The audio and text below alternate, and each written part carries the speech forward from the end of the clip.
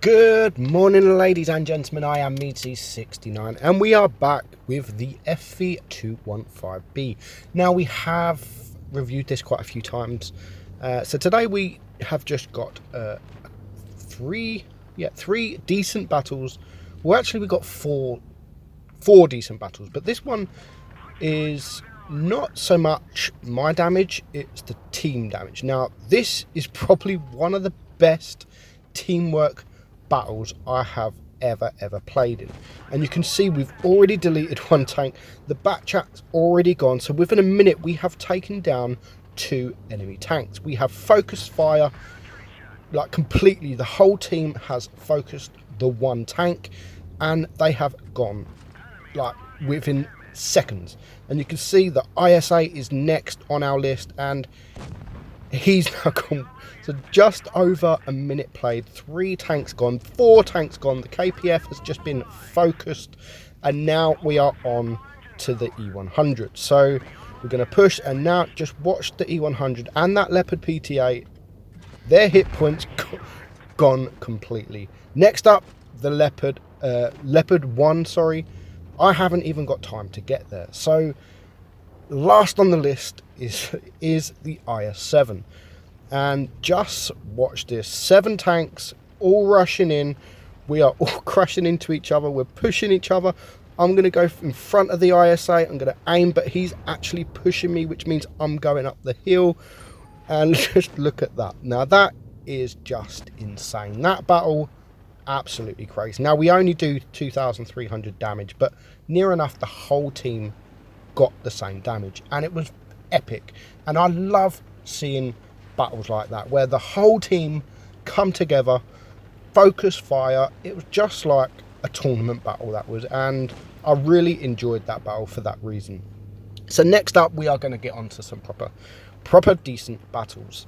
So I am driving the tank this time. It is me, and we have got 2 replays from myself and 1 replay from Alexandru. Now, Batchat made a big mistake there. He poked up, we managed to load the HE, and we get a nice 500 roll, and again he does it again, but he was lucky this time and he misses us. We get a bounce there from the E100. We do need to be careful of the IS-4. See you, Batchat, he is gone. So the FV215B, it's one of the highest DPM tier 10 heavy tanks, along with the WZ113, which is pretty much exactly the same DPM, but it has HESH, which is very nice. The armor is not the best on this tank, I do admit it's not the best. It is very troll, the turret is very troll, so if you can get yourself in some hold down positions. 716 on the rear of that Leopard 1 there, and do feel kind of sorry for him.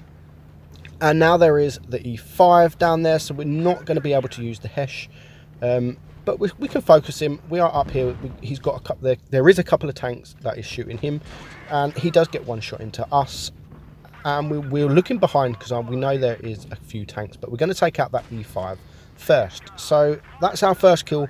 4 tanks left. We have got 6 tanks, and there is a full health E100 behind, so I have already done 3.2k damage. And now I'm going to go and try and stop this E100 from getting behind us, flanking us, and hopefully use my DPM to out DPM him. So I do need to get the first shot, however he does angle so I can't get a shot in, and he does manage to get a shot into me. So now what I've decided to do is go under him. There is a rock here that I can protect myself. I can use the gun depression that it has got, and I can use that very strong armor. And once I'm reloading, I can poke behind the rock so he can't shoot me.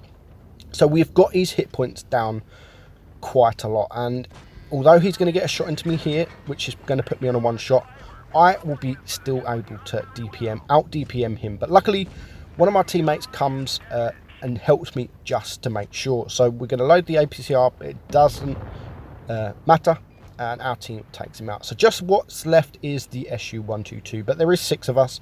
I'm not going to get there in time to get any more damage. I am quite far away from him.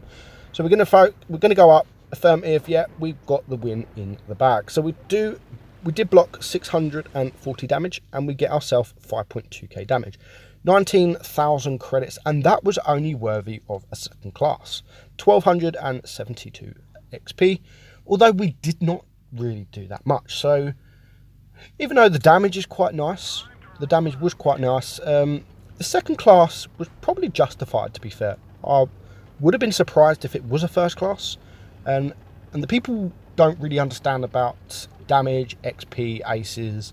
It's not just about the damage. I mean, you can sit at the back. I've seen people sit at the back of the map in a Death Star and do 8k damage and only get a second class, because you're not spotting, you're not getting any assistant damage, and so on. So that was pretty worthy of the second class. I didn't expect anything other. So moving on to our next battle. Again, it is myself, and the enemy have no mediums. So on this map, Middleburg, it's quite unusual for the team to go up if there is no mediums. Now we have got one medium, and he had decided to push up, so I go and help him. There is a couple of good players on the enemy team, and we are going to get hold down behind this hill. Now we have a Death Star up there. We do miss the first shot, and we can see all the team are up. All my team are up, and it's very unusual to have a team or a battle with no mediums pretty much, but yet the whole team go up. Now we get a nice bounce from the Death Star. Luckily, if I would have been shot there, I would have literally, if friendly fire was on, I would have killed that grill. But luckily we get the bounce from the Death Star. There is a grill right at the back of there. He's one of the good players that I know, I think. And we get a miss, but we do miss him in return. And we have got now our medium tank that is dead. So there is another Death Star. So there's two Death Stars. We get shot from the ST1 or the STI. And now there is another Death Star. So we do want to get a shot into him, but we don't want to get shot in return. He does shoot, however, misses, completely misses. I don't even know why he attempted that. And now we have the Jagdpanzer, and we have the IS-4. So now we are going to try and angle ourselves. If he's lucky, he can get my turret, but he has to be very, very lucky to get that shot. And he's in a position where I'm finding it very difficult to penetrate him. So we're just going to wait. We're not going to move. We don't need to move. We've now taken out one of the Death Stars. But there's still a lot of hit points to get through. So at the minute we are safe here. We are not getting any shots. There is a FV215B up there. There is a grill at the back which we are going to try and aim at, and there he is. We get one shot into him, 422, which is a low HESH roll indeed, very low HESH roll. And you can see here, FV, that was a nice shot into him. I thought it was going to bounce. He did get a shot in return to us, but I took a shot to put him on a one shot, and you can see there Death Star, and I messed up. I should have reversed out, to be honest, because this is a rear turreted heavy, and if I would have reversed out, I could have got back into cover a lot more quicker. And now there is a grill, and I HE his gun and do 0 damage. Now that is a very annoying. Nice shot there from our Death Star, 1300 damage, and now he's not even worth shooting. 77 HP left, but we're going to shoot him anyway, might as well. We're going to take another gun out of the game. So it is now 6 against 5. However, there's still a few full hit point tanks. You've got the Jaeger there, you've got the IS-4, both on full hit points. But we're going to concentrate on that Death Star. We need to get a shot. We don't want to get shot in return. And this is what I mean about reversing out. This is what I should have done in the first place. And we get a shot into him, putting him down to a one shot. FV215B is gone. The Death Star now kills our Death Star, which means he's reloading, which means I can push into him, and we can get our second kill. So now it is just these 3 tanks remaining against 6 of us. However, they are on quite a few hit points, and I was about to flank, but the IS-4 decides to stop me in my tracks. I do get a nice bounce from him, and I get a shot in return. And now I'm just going to back up, because he's got much more hit points than me, and I don't really want to risk chasing him, and I want to get behind this Death Star. And he gets wrecked by our Death Star. Now he is on a one shot. I can now push him and hopefully clear him from the game. for my third kill. And now we have the STI coming around. So 2 tanks left, just this STI. I want to get the first shot in. He gets a shot into me, but my reload is much quicker than these. But it doesn't matter, my Death Star is there yet again to save the day. So now it is just this Jaeger remaining.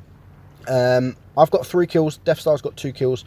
I can get behind this Jaeger and pretty much grab myself some free damage. So he's not going to focus me, and at this point I'm hoping that he bounces my team. And there's one bounce, there's another bounce, which allows me to get a little bit more damage. However, I do start ruining it. He is angled, so I can't clear him, which means the Death Star can take him out. So me and the Death Star both finish on 3 kills. Not a bad battle, 1290 blocked damage. And we finished on 5.2k damage, and this time it was an ace. 12,000 credits, 5.3k damage, 3 kills, high caliber, 1450 XP. There we go, Death Star, 4.8k. He deserves that thumbs up. And we got ourselves 300 assistant damage. So last battle, we have Alexandria. Now, if you have a chance in this map, Canyon, to go to the middle, because the turret on this tank is very strong. The gun depression is not too bad, not the greatest, but it's not too bad for a heavy. And using that gun depression, you can be very strong in this position, very strong. And you can see that E100 is first up. He gets a lovely shot into him, and he bounces in return. That was a lovely shot. Didn't need to aim, just point your gun and shoot, because this gun is a lovely gun. He's got the waffle up there. He should have really used HE, but I think it was just a snapshot. He didn't really have time to change his ammo, but this time he is, and he does 508 damage. And this is what I mean about positions like this. He's in a great position. He's got the ridge to his left, but an E100 decides to push him, and there's not really much. If you get pushed in this position, you can die very quickly, because there's not really nowhere you can go. So if he goes over the hill, then there's 6 other tanks that are facing him. So the only thing he could do in this situation is face it out with this E100. Yes, he's going to take some damage, but his DPM is going to outdo the E100, and he gets another lucky bounce from the E100. That would have been him gone. And he's got 2 lucky bounces from the T57 Heavy. Can he get another one? And he's just bounced that entire clip from the T57 Heavy. So great job. He now pushes this T57. I don't think he's going to be able to clear him before the T57 reloads, but he's got an IS-8 to back him up. So the IS-8 is going to push forward. He is full hit points, and that was an unlucky shot. He does bounce. He's very risky here. So the T57 has reloaded. He gets 1 shot into him. He gets shot in return, which means he is on a 1 shot. The the T57 shoots the IS-8, and he pulls out to take out the T57, which is very risky, because the T57, after he bounced that shot on the IS-8, he started facing towards him, and it's only a 2.5 second reload. So he was very risky there, and to be honest, I don't think he needed to be that risky. The IS-8 was full hit points. He should have just let him take the kill, but it doesn't matter. He gets the kill.